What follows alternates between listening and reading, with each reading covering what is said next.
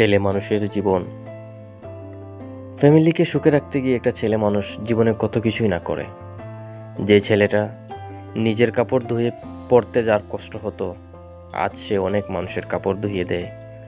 শুধু ধুয়ে দেয় না, ধোয়া শেষ হওয়ার পর সেগুলোকে আবার আয়রন করে ঠিকঠাক মতন যার যার কাপড় যার যার জন্য আলাদা আলাদা করে সেপারেট করে রাখে, শুধু টাকার জন্য।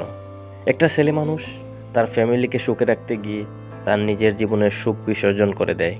শুধু তাই নয়, একটা ছেলে মানুষ টাকা কামানোর জন্য যা তার আওতার ভিতরে হয় সব কিছুই করতে সে বাধ্য হয়, শুধু টাকা কামানোর জন্য আর নিজের ফ্যামিলিকে সুখে রাখার জন্য।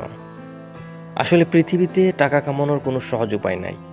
যদি থাকতো তাহলে মানুষ সহজেই টাকা কামাইতো, এত পরিশ্রম করতো না। যাক বন্ধুরা, আমি কাতারে থাকি। কাতারে একটা আরবের বাড়িতে থাকি। এখানে আমি কাপড় আয়রন করি, লন্ড্রির কাজ করি। বিগত 3 বছর যাবৎ এখানে আছি। এখানে থেকে এই কাজগুলো করি। যারা প্রবাসে আসবেন এই কাজেও আসতে পারেন। আপনারা দেখতে পাচ্ছেন আমি যে কাজগুলো করতেছি। আমি যার বাসাতে থাকি ওনার ছেলে একটা আর্মিতে থাকে, সপ্তাহে একবার আসে, প্রত্যেক বৃহস্পতিবার ছুটি মিলে।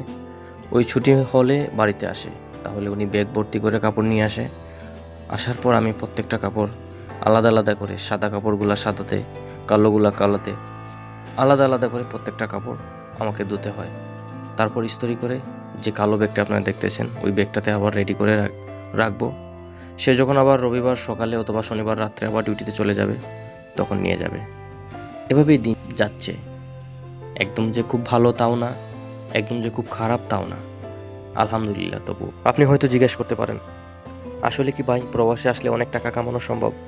আমি বলবো হ্যাঁ, 100% সম্ভব। কারণ যদি সম্ভব না হতো তাহলে হাজারো হাজারো মানুষ বছরের পর বছর ফ্যামিলি ছাড়া একা একা এই প্রবাসে থাকতো না। তাদেরকে কে আটকায় রাখে জানেন? টাকা আটকায় রাখে। বন্ধুগণ, সবশেষ একটা কথাই বলবো, যদি ভিডিওটি একটু হলেও ভালো লাগে চ্যানেলটি সাবস্ক্রাইব করে পাশে থাকবে।